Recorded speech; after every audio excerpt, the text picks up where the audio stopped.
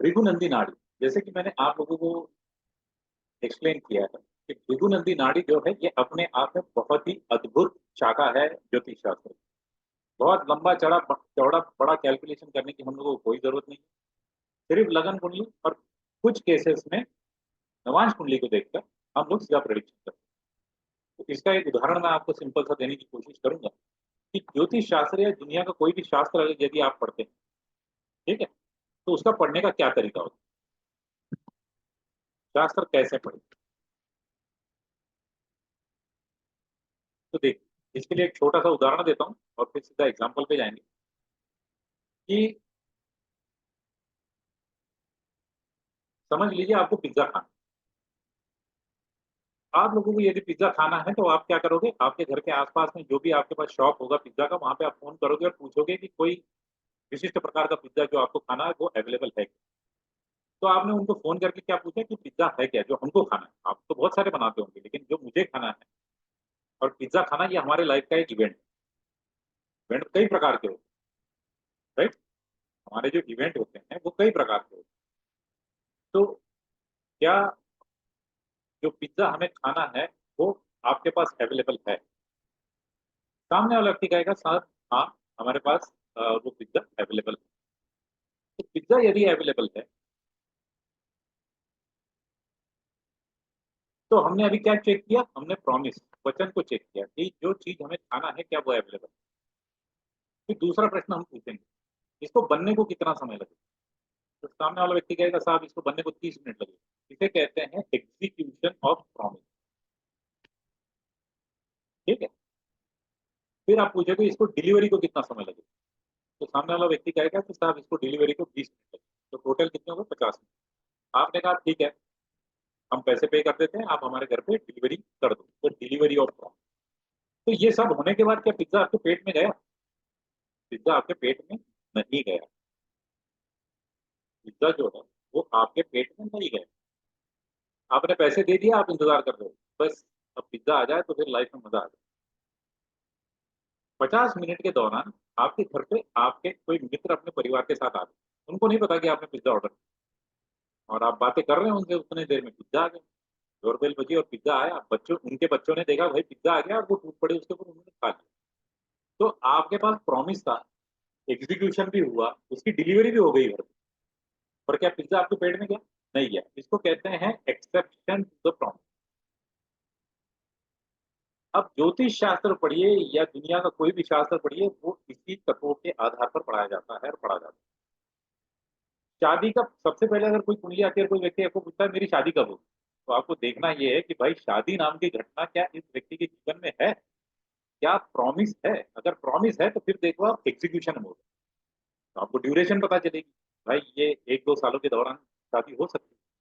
फिर आपको पता चलेगा कि डिलीवरी ऑफ प्रॉमिस यानी किस दिन होगी, किस महीने में किस तारीख को होगी, ये हो गई डिलीवरी। और फिर आपको ये भी देखना पड़ेगा कि कोई रुकावट तो नहीं है कि फूफा जी रूठ गए, लड़की भाग गई, लड़के ने दहेज ज्यादा मांग लिया और शादी टूट गई। तो सब कुछ होने के बाद भी शादी होगी या नहीं होगी ये आपको एक्सेप्शन। साथ में एक्सेप्शन आपको ये भी बताएगा कि शादी तो हो गई लेकिन शादी से आपको सुख मिल रहा है या नहीं, ये भी आपको एक्सेप्शन है। और इसी को देखने का तरीका ज्योतिष की हर शाखा में दिया होता है। वैदिक में अपने तरीके से है, केपी में अपने तरीके से है, भृगुनंदी नाड़ी में अपने तरीके से। अब आप सभी लोगों के इंफॉर्मेशन के हम एक यहाँ पर कुंडली लगाते हैं ताकि सबको आसान हो जाए समझना। मैं अभी शुरुआत में आप लोगों को एक झलक दिखा रहा हूँ कि ये काम कैसे करता है, फिर डिटेलिंग हम शुरू कर देंगे। ठीक है, हम लोग डिटेलिंग शुरू कर देंगे। तो देखिए क्या होता है कि लगन कुंडली जो है, लगन कुंडली जो है वो इस प्रकार से दिखती है। एक मैंने अभी इसी समय की एक कुंडली लगा दिया 21/8। आप देखेंगे यहाँ पर, आप यहाँ पर देखेंगे एक मैंने जनरल कुंडली लगाई है 21/8/2024, 19:17 इनका जन्म नागपुर। ठीक है। अब ये जो कुंडली है ये हम लोगों ने अभी बना ली सॉफ्टवेयर के माध्यम से। अब यहाँ पर दो चार्ट हमको इमीडिएटली मिले, एक मिलता है कुंडली,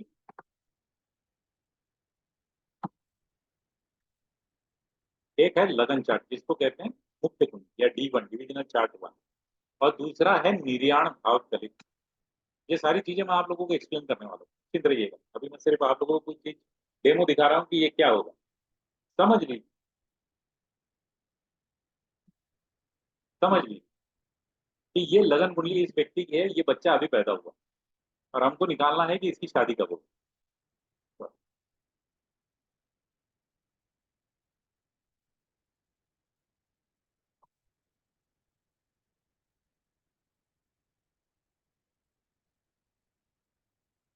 हमको निकालना है इसकी शादी कब होगी। ठीक है? लगन कुंडली में क्या होता है ये आपका पहला भाव है, तो कहते हैं दूसरा भाव। ये सारी चीजें मैं एक्सप्लेन करने वाला हूँ। अभी आपको एक एग्जांपल दे रहा हूँ कि शादी का ईयर कैसे निकालेंगे, तुरंत पता चल जाएगा। ये तीसरा भाव है, ये चौथा भाव है, ये फिक्स होते हैं भाव के नंबर। ये पांचवा है, ये छठा है, ये सातवां है, ये आठवां है, ये नवा है, ये 10 है, ये 11 है, ये 12।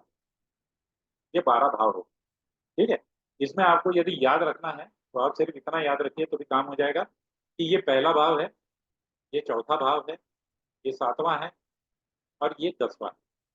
तो 1 + 1 करेंगे तो 2 मिलेगा, 4 - 1 करेंगे तो 3 मिलेगा, 4 + 1 करेंगे तो 5, 7 - 1 करेंगे तो 6, 7 + 1 करेंगे तो 8, 10 - 1 9, 10 + 1 11, और 10 और 11 + 1 12 मिलेगा।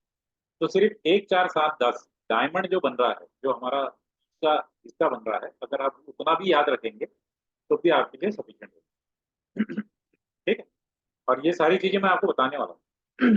तो आप उसके बारे में निश्चिंत रहिए, हम पढ़ेंगे इसको स्टेप बाय स्टेप पूरा पढ़ेंगे। तो क्या हुआ कि हमको ये पहला साल, ये दूसरा, ये तीसरा, ये 4 5 6, तो आप इसको इस प्रकार से समझने की कोशिश करिए कि जीवन का पहला साल, जीवन का दूसरा, जीवन का तीसरा, जीवन का चौथा, जीवन का पांचवा, छठा, सातवां, आठवां, 9 10 11 12, 12 साल हो गए जीवन के पहले। अब यही भाव में जीवन का 13वां साल आ गया, फिर ये 14 आ गया, फिर ये 15 आ गया, फिर ये 16 आ गया। ये जीवन के साल है जो हम लगाते जाते हैं, ऐड करते जाएंगे। ये 17 हो गया, फिर ये 18 19 20 21 22 23 24, फिर ये यहाँ पर 25वां साल आ गया। ऐसे हम ऐड करते चले जाएंगे।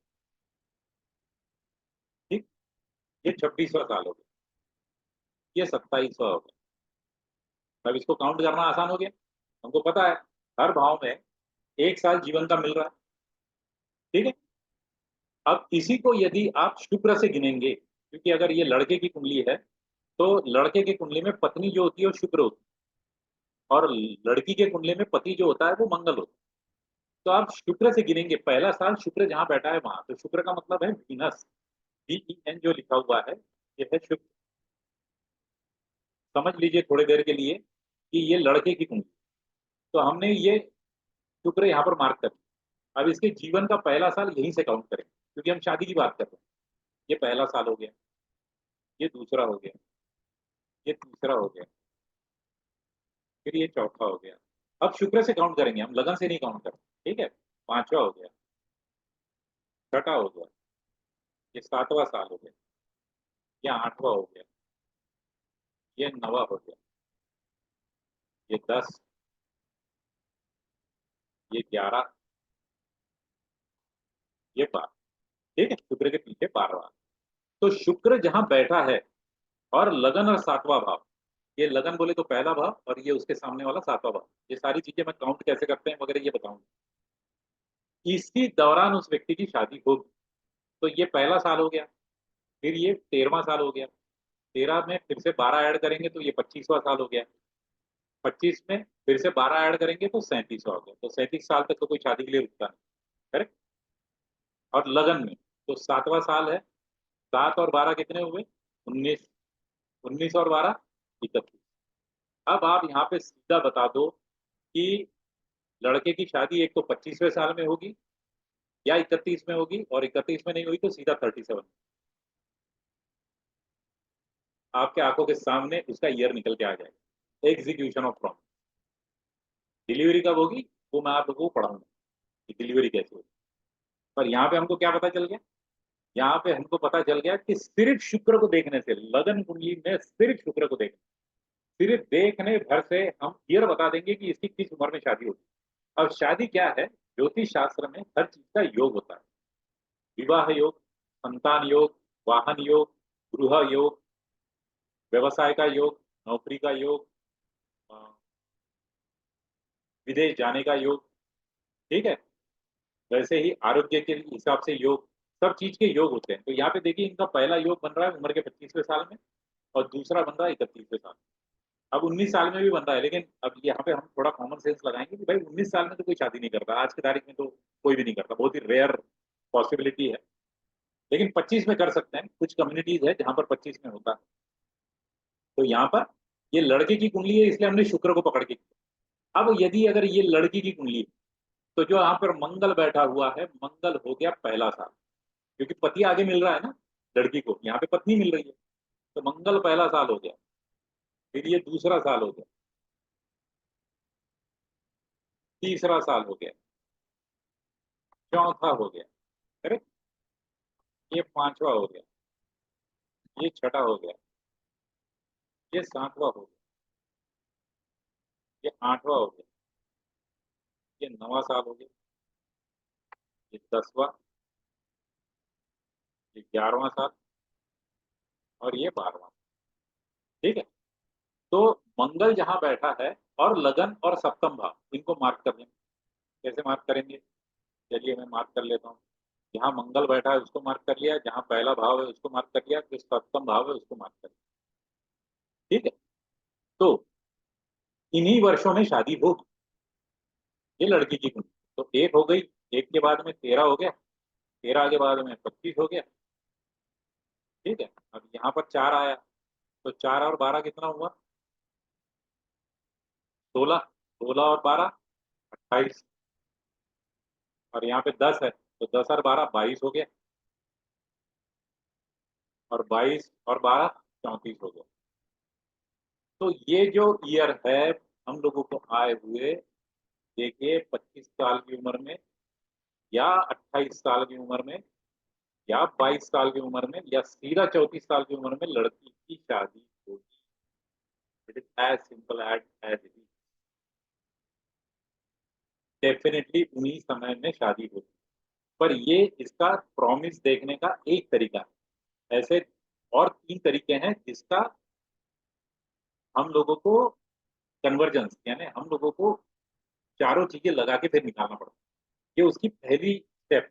पहले स्टेप में आप तुरंत बता सकते हो, अगर कोई आपके पास आए, जैसे जो लोग एस्ट्रोटॉक पे काम करते हैं, या जो प्लेटफॉर्म्स पे काम करते हैं, उनके लिए बहुत आसान है कि अगर कोई व्यक्ति आया और पूछा कि जैसे उनको 1 मिनट के अंदर, 2 मिनट के अंदर उत्तर देना, तो आपने देखा और सीधा बता दिया कि भाई 22वें साल में एक अपॉर्चुनिटी आएगी, क्योंकि लड़की है तो 22वें साल में शादी हो सकती है, 28 में हो सकती है, 25 में हो सकती है, नहीं तो सीधे 34 हो।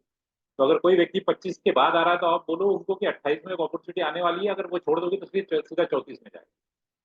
तो लेट मत करो। करेक्ट।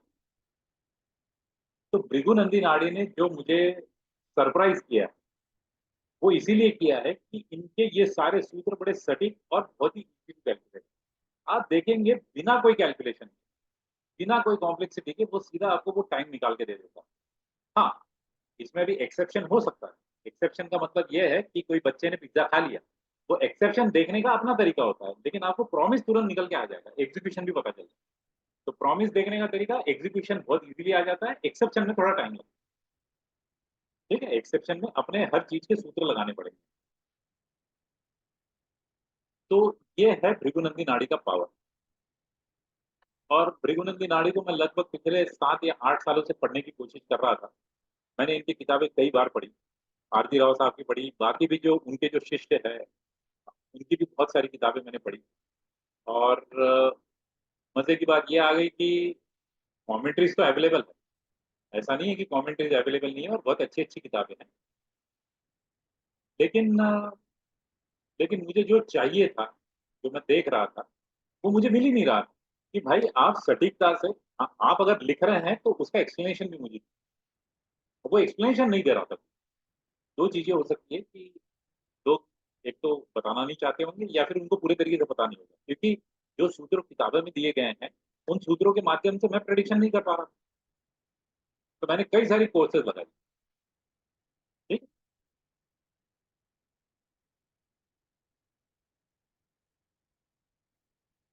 अरे कुणाल जी, ये एक ही तो सूत्र बताया है, मैंने बताया ना इसकी तीन चार लेयर्स होती है, वो भी तो पढ़ना पड़ेगा ना। आपको क्या लग रहा है कि 5 मिनट का एक सूत्र बता के आपकी शादी हो जाएगी? कुछ तो होगा ना साहब। शास्त्र अगर इतना आसान होता तो आप और मैं फिजिक्स के आज पंडित होते, है ना? तो आपको क्या लगता है कि 10 दिन के फ्री कोर्स में पहले 15 मिनट में आपको कुंडली समझ में आ जाएगी और कल एक तोता लेके आप बैठ जाएंगे और सीधा प्रिडिक्शन देना शुरू कर देंगे? ऐसा नहीं होगा कुणाल जी, पेशेंस रखना पड़ेगा आपको। पहली बात तो फ्री में आपको ये बात पता चल रही है तो आपने प्रभु राम की कृपा समझनी चाहिए अपने ऊपर, है ना? प्रभु राम की कृपा समझनी चाहिए। नहीं तो अभी जो मैंने, तो आप पहले पढ़ लीजिए ना, क्योंकि अगर मेरी, सचमुच मैं तो इतना किस्मत वाला नहीं रहा जीवन में कि मुझे कोई ऐसा गाइडेंस दे देता। अगर सचमुच अगर मुझे आज से 20 साल पहले कोई ऐसा हाथ पकड़ के बताने वाला मिल गया रहता तो आज शायद मैं किसी और स्तर पर रहता। तो कृपया करके मैसेज मत करिए। मैसेज करेंगे तो मैं डिस्ट्रैक्ट हो जाता हूँ। मैं जब प्रश्न लूंगा तब आप प्रश्न पूछ सकते हैं। तो उसकी अपनी लेयर्स होती है। अरे नहीं संदीप जी, मैक्सिमम लोगों की कुंडली में आता है, और इसके अभी लेयर्स में बताता हूँ ना। कुछ लोगों के कुंडली में आपको कुंडली में लगते हुए दिख रहा है, कुछ लोगों के निर्याण भाव चलित में लगे। अब वो कब देखना है ये भी मैं बताऊँ। निश्चिंत रहिए, थोड़ा सा धीरे रखिए सभी लोग। ठीक है। आ, ये टॉपिक के ऊपर मैं अभी कोई सवाल नहीं लूंगा, क्योंकि ये प्रिडिक्शन का टॉपिक था। मैंने आप लोगों को सिर्फ ये दिखाने के लिए कोशिश करी थी कि ये काम कैसे करता है और इसकी पावर क्या है। तो कृपया करके इससे संबंधित स्क्रीन, अगर मेरी मेरी स्क्रीन नहीं शो हो रही,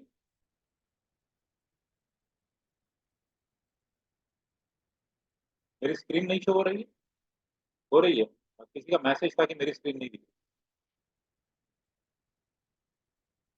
नहीं, स्मॉल अगर हो रही है और आप अगर मोबाइल पर देख रहे हैं ना तो आपको डबल क्लिक करना पड़ेगा। हाँ, वॉइस मेरी अच्छी आनी चाहिए, वॉइस को कोई दिक्कत नहीं आनी। ठीक है। बस बस बस बस बस बस। अब करिए मैसेज, अभी नहीं तो मैं मैसेज भी रोक दूंगा, क्योंकि वो कंटिन्यूस अदरवाइज मैसेज चलते रहे। ठीक है।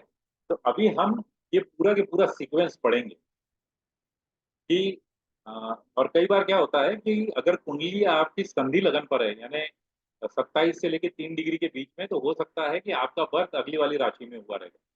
तो उसमें भी बहुत फर्क पड़ता है। ठीक है। No clear voice. Priyanka ji, आपके साइड से प्रॉब्लम होनी चाहिए, मेरे साइड से प्रॉब्लम नहीं है और बाकी किसी को प्रॉब्लम नहीं है। ठीक है। तो चलिए शुरू करें।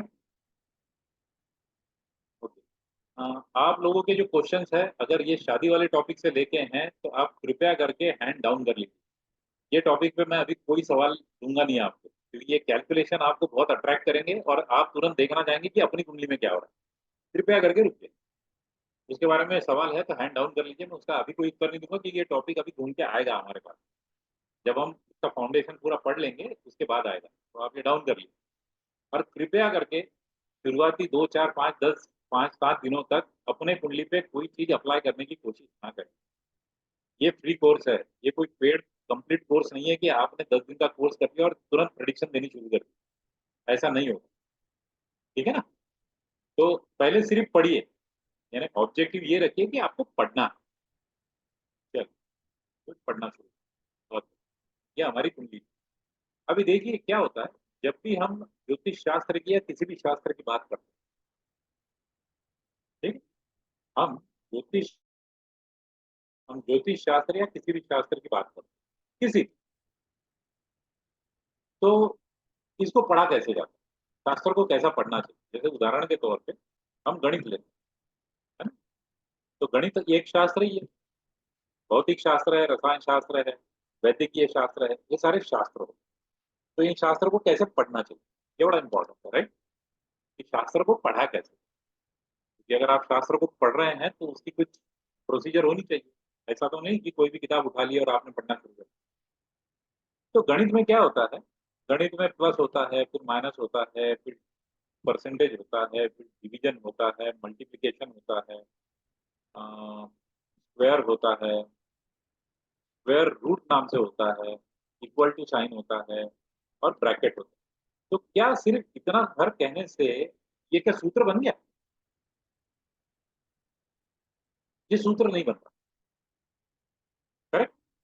ये जो है, ये सूत्र नहीं बन रहा। तो यदि ये सूत्र नहीं बन रहा है, इसका मतलब है कि सूत्र बनाने के लिए इनका उपयोग किया जाता है। इन्हें कहते हैं ऑपरेशन। गणित में इन्हें कहते हैं ऑपरेशन। और फिर जब आप बनाते हो x square plus y square equal to g square, ये होता है पाइथागोरस। थ्योरम का मतलब है सूत्र। हिंदी में सूत्र कहते हैं, इंग्लिश में प्रिंसिपल्स कहते हैं। ये हो गया सूत्र। तो अब हमको ये पता चला कि भाई अगर कोई शास्त्र पढ़ना है तो शास्त्र में ऑपरेशन होते हैं। अब ज्योतिष शास्त्र पढ़ रहे हैं आप, है शास्त्र की शाखा पढ़ रहे हैं, तो इसमें ऑपरेशन होने चाहिए। ऑपरेशन का क्या मतलब है? ऑपरेशन का मतलब है फाउंडेशन। अब इसका मैं आपको एक बहुत अच्छा उदाहरण देता हूँ। मुझे बताइए, बच्चों को जब स्कूल में डालते हैं, हम बच्चों को जब स्कूल में डालते हैं तो बच्चों को स्कूल में डालने के बाद क्या पहली कक्षा में पाइथागोरस थ्योरम पढ़ाया जाता है क्या? पहली कक्षा में उनको पढ़ाते हैं 1 2 3 4 5 6 7 8 9 10, अक्षरों का ज्ञान देते हैं और नंबर्स का ज्ञान देते हैं। ठीक है। उसके बाद दूसरे साल उनको प्लस माइनस सिखाया जाता है, फिर मल्टीप्लिकेशन डिवीजन सिखाया जाता है, उसके बाद परसेंटेज सिखाया जाता है। तब जाके जब वो पांचवी छठी कक्षा में आता है तो उसको टिग्नोमेट्री सिखाई जाती है, फिर उसमें अलग अलग सूत्र बताए जाते हैं, लीनियर इक्वेशन पढ़ाए जाते हैं, फिर धीरे धीरे 10वीं तक तो अलग अलग थ्योरम्स पढ़ाए जाते हैं। तो इसका मतलब ये है कि पहले तो फाउंडेशन बनाया जाए। करेक्ट? पहले बनाया जाएगा फाउंडेशन, और फाउंडेशन के बाद बताए जाएंगे सूत्र। तो अगर हमारे निजी जिंदगी में, निजी जीवन में, हमें पहले फाउंडेशन हर चीज का बनाना पड़ता है, तो क्या ज्योतिष शास्त्र पढ़ते वक्त हमको फाउंडेशन नहीं बनाना पड़ेगा? तो जरूर फाउंडेशन बनाना पड़ेगा, इसके बगैर तो होगा ही नहीं। करेक्ट? तो फाउंडेशन अगर बनाना है, तो ज्योतिष शास्त्र में आपको क्या क्या पढ़ना पड़ेगा, की लिस्ट में आपको अभी यहाँ दे रहा हूं। और ये भृगुनंदी नाड़ी के पॉइंट ऑफ व्यू से है। वैदिक का अलग होता है, केपी का अलग होता है, हर किसी का अलग होता है, लेकिन लगभग उनका सेट सेम। कि कुंडली क्या होती है। दूसरा, निर्याण भाव चलित क्या होता है। तीसरा, ग्रह क्या होते हैं और ग्रहों के कारकत्व। कारकत्व का मतलब है सिग्निफिकेशन, इसके सिग्निफिकेशन क्या होते हैं। चार,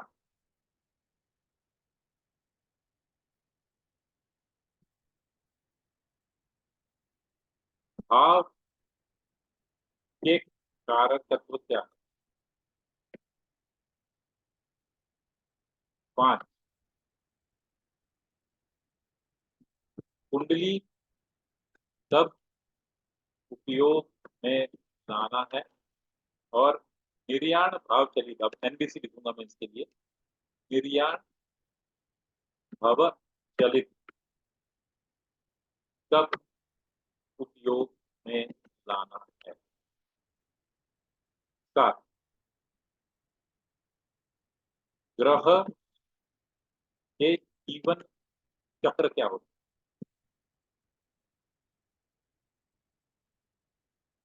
आठ, ग्रह मित्र शत्रुता कैसे देखें। कौन सा ग्रह किसका मित्र है, किसका शत्रु है। 9, PNN, भृगुनंदी नाड़ी। भृगुनंदी नाड़ी, भृगुनंदी नाड़ी में दृष्टि कैसे लेते हैं, ठीक है। और 10, ग्रह की उच्च, ग्रह की स्वराशि, उच्च राशि, नित्य राशि क्या होती है। ये हमको फाउंडेशन पढ़, ये फाउंडेशन हमने पढ़ लिया तो हमको प्रेडिक्शन या सूत्र समझने शुरू हो जाएंगे, ठीक है। ये हमको प्रेडिक्शन समझने शुरू हो जाएंगे। अब एक उदाहरण मैं आज आपको और एक देता हूं कि जीवन चक्र क्या होता है, ठीक। अब यही कुंडली हम लगाते हैं। यहाँ पे बृहस्पति, भृगुनंदी नाड़ी में व्याख्या है कि जो पुरुष है, पुरुष के लिए बृहस्पति जो है वो जीव कारक है, यानी वो उसको रिप्रेजेंट करता है, तो उस व्यक्ति को रिप्रेजेंट करता है। पुरुष में गुरु, और स्त्री में शुक्र उसको रिप्रेजेंट। एक ही ग्रहों के बहुत सारे कारक तत्व होते हैं, लेकिन उसमें से ये एक प्रमुख है जो मैं अभी जीवन चक्र के लिए आपको समझाने की कोशिश की, जीवन चक्र क्या होता है, ठीक।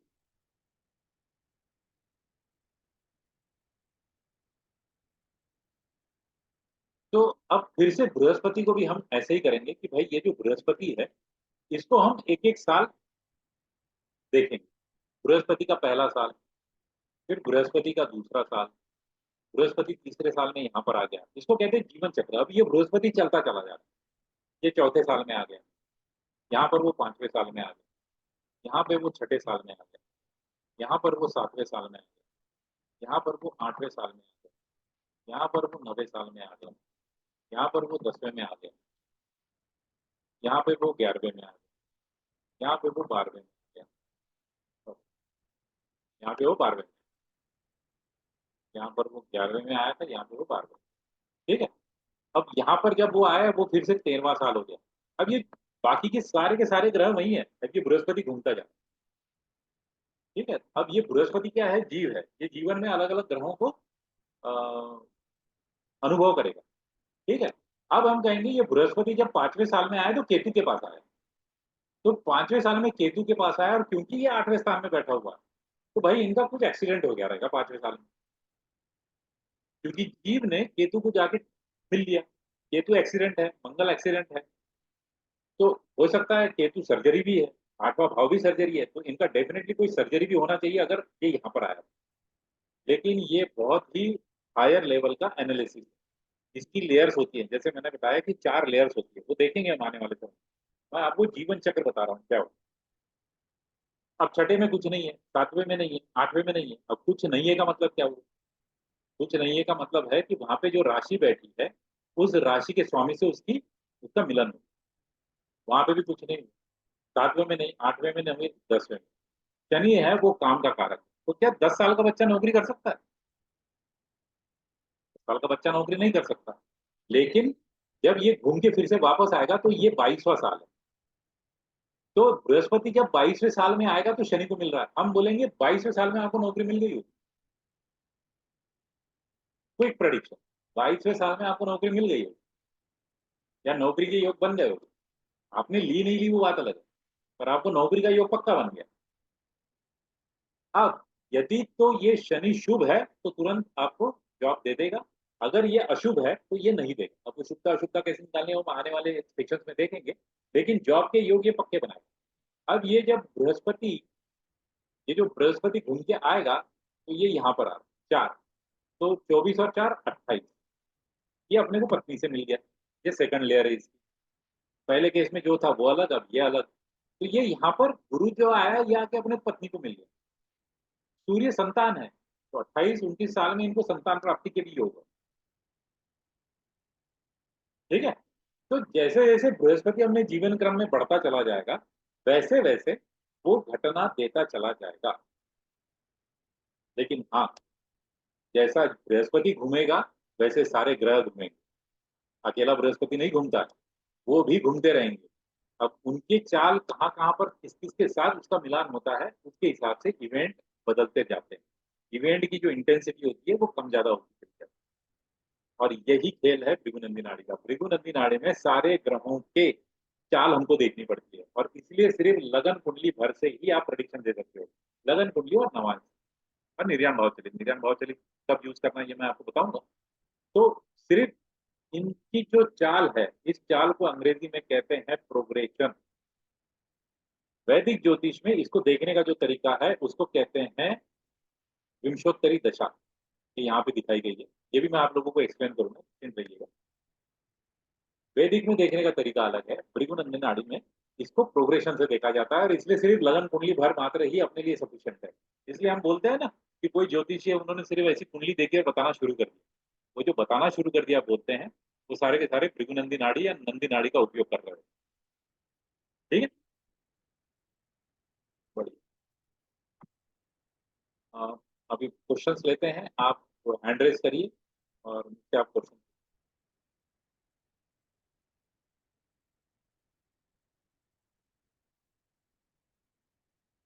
मैं जिनका नाम पुकारूँगा वही सिर्फ अनम्यूट करके बोलेंगे, बाकी लोग नहीं बोलेंगे। गौरी शर्मा जी बोलिए।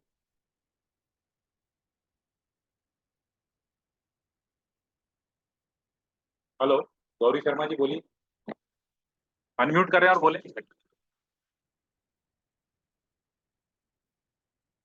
हेलो,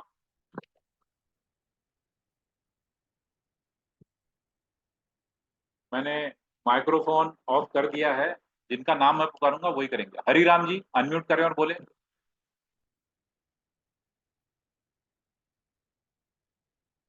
हेलो, मेरी आवाज़ आ रही है आप लोगों की नहीं आ रही? बताएँ। ओके, रिसर्च टीम, ये रिसर्च टीम कौन है? अनम्यूट करें और बोलें।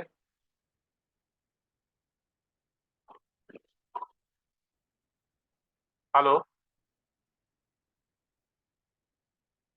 आपकी आवाज़ ब्रेक हो रही है, कौन बोल रहा है? मोनिका जी आप रुकिए, जब आपका नाम मैं पुकारूँगा तब बोलिएगा। हाँ? 1-1 मिनट होल्ड होल्ड कीजिए, होल्ड कीजिए।